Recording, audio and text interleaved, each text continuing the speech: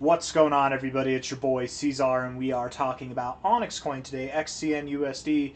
Hit that like button, subscribe. Thank you all for being here. It's the third day of February, and here we are sitting at about $0.00567 with roughly 8 hours and 17 minutes left in the day. Here we are at our low points, potentially going lower, potentially bouncing here. A bounce from here, by the way, would likely then mean that we move up to 0073, 00838, maybe higher. Inevitably, if we were to get above this high, would definitely imply that we would see prices somewhere around 2 cents or 3 cents, something in that kind of area there. There will be steps along the way, and I'd like to talk about those steps. We'll talk about the possibilities to the downside should they arise as well. Let's get into it, okay? Let's stop wasting our breath here. On that note, I need a sip of water. Okay, 1 hour time frame. We look at XCN USD here on the 1 hour on Coinbase. You can see volume has died off entirely. It's gone. It's non-existent. It's not here. So we're going to make a move very, very soon. Maybe we move sideways for a little bit longer. But as we keep going, the likelihood that we see some type of stretch one way or another, it just goes up. It goes up a lot. Very low volume, moving sideways like this. Clearly we're kind of like rounding this bottom out. I would think that we go to the upside. This is the 1 hour time frame. I don't know if rounded bottoms necessarily apply on 1 hour time frames, but the structure looks good. If you don't like that, we at least have some type of wedge pattern. We're clearly consolidating. Things are clearly winding up and getting tighter. My thoughts are there's no more selling pressure. My thoughts are who's here to sell to push the price down.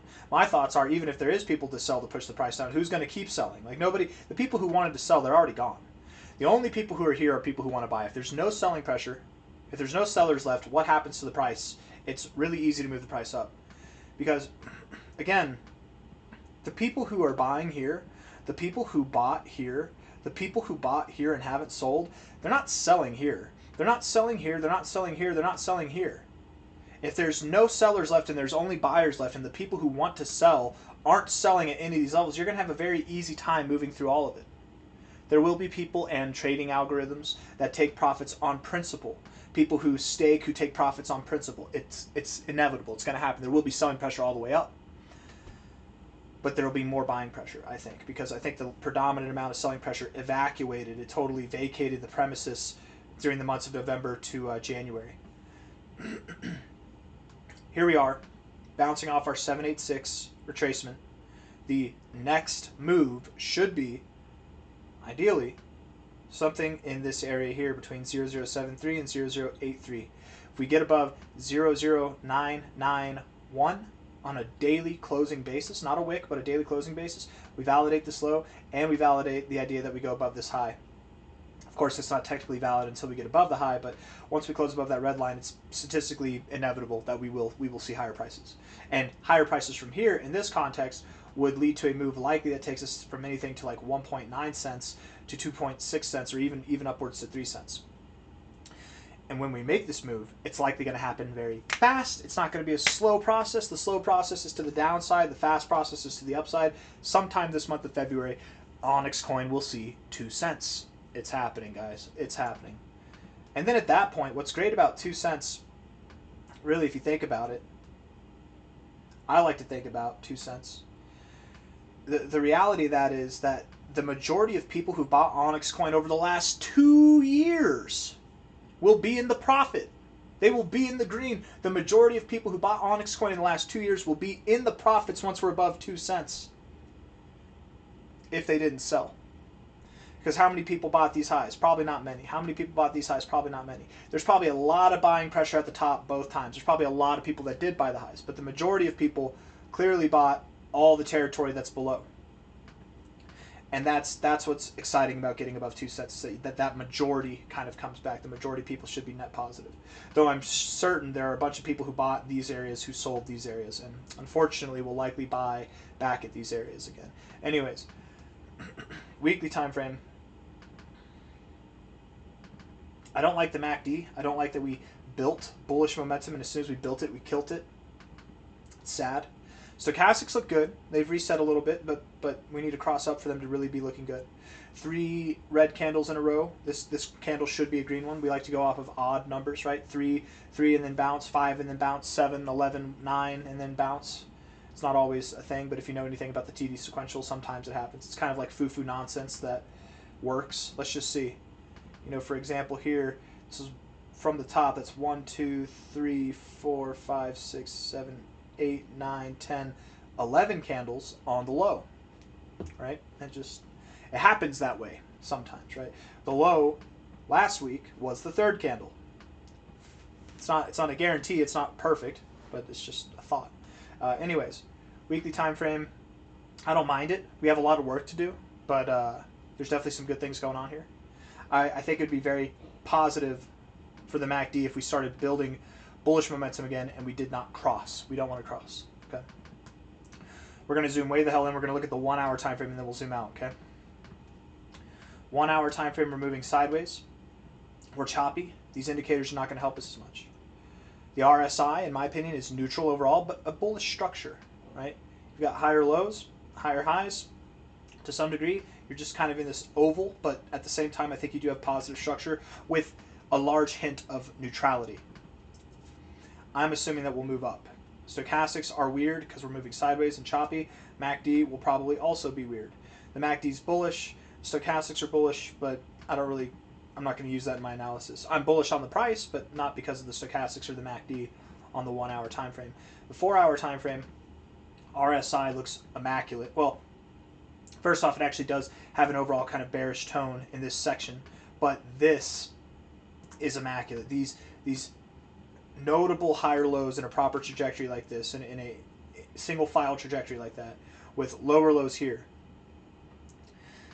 it just feels like some type of massive reversal is coming. And I say massive reversal, it doesn't have to be massive, maybe it is, but something that would take us back above 007, I'm really believing is what we would see, right? And that makes sense with the targets we outlined earlier, 0073, maybe a little bit higher, something like that.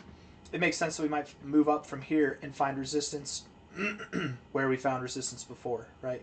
Up in this zone here. Stochastics look bullish enough, in my opinion. The MACD is the only problem child here. But even that's not that big of a deal because you killed off your bullish momentum and now you're building it back again. That's actually a good thing. But overall, it is bearish. Daily time frame, looking at this, RSI is right at the same areas that we found support at over the past couple of months, so that's good. The stochastics have been oversold for quite some time, which that's not good, but typically you don't stay this oversold for this long. This is not a good comparison because we did stay oversold for way longer, like twice as long as what we are now. It's not that it can't happen. There's no rule that says you can't be down here forever. You can. But we're really close to crossing out of the oversold zone. I think that's typically marks a relative low, if anything. And relative low at this area at prior resistance, I mean, I'm looking for a bounce here, man. I'm looking for a big recovery here. Bullish divergence on the daily MACD. Technically bullish divergence on the stochastics as well. Bullish divergence on the 3-day time frame down here, but we played that out. The 3-day RSI looks really good. The stochastics look great. Wow, this is a perfect area to bounce from. And the MACD, you're actually at a perfect area to do one of two things. One, a bounce, a false red cross, a bounce, then we move up higher. Or we cross, and now we plummet to our deaths. So let's just see how, in 2 days and 9 hours, let's see how the price looks and see if we haven't turned this green a little bit and avoid death. But we'll see. I mean, you look at this 3-day MACD, and you can see it, right? The bearish momentum has been slowly dying off. Slowly. Oh, so slowly dying off. That's been happening since this whole consolidation phase happened, right? Think of it like this again. Bearish momentum slowly dying off. You can see it. You can see it, right? That's what the MACD is. It's a momentum indicator. Dying off in bearish momentum. A lot of bearish momentum here. Slowly but surely dying off. Consistent. No bullish momentum. So, of course, you kept moving down. But dying off in your bearish momentum. As if this bearish momentum itself were to mark a whole entire consolidation phase. Interesting, right? Different behavior might allude to the idea that in the indicators that we see different behavior in the charts in the price. We start getting more bullish momentum building, while the bearish momentum is dying off, and things start to shift, we start getting more bullish momentum, stuff like that, one would think that if the bearish momentum and that dying off in the bearish momentum marked an entire consolidation phase, that the beginning of bullish momentum being built might mark the beginning of a new uptrend. I paint a nice picture sometimes, right? It's a pretty picture if it ends to the upside, right? High to low. The expectation then, if we are to see new highs, from the current price of 0.0562 would be a minimum of a 17x to a maximum of 40x at anything from 10 to 22 cents. And I'm specifically targeting this area here around 14 to 16 cents, maybe 18 cents. But we'll see. I got nothing else for you guys. I hope you enjoyed the video, and if you did, hit the like button, subscribe. Thank you all for being here. Very confident in OnyxCoin, very confident that the price will recover here in a very short amount of time. We're waiting on Bitcoin to show up, waiting on the rest of the market to show up, and I think once we have that guidance, that clearance, things will work out. Man, 3-day time frame. Look at all these red candles in a row on the 3-day. Just look at how dominant the bulls are versus the bears. All it took was one 6-day period to just eviscerate all this. It's taken you so many 3-day periods to come back even this much. You didn't even eviscerate all of that.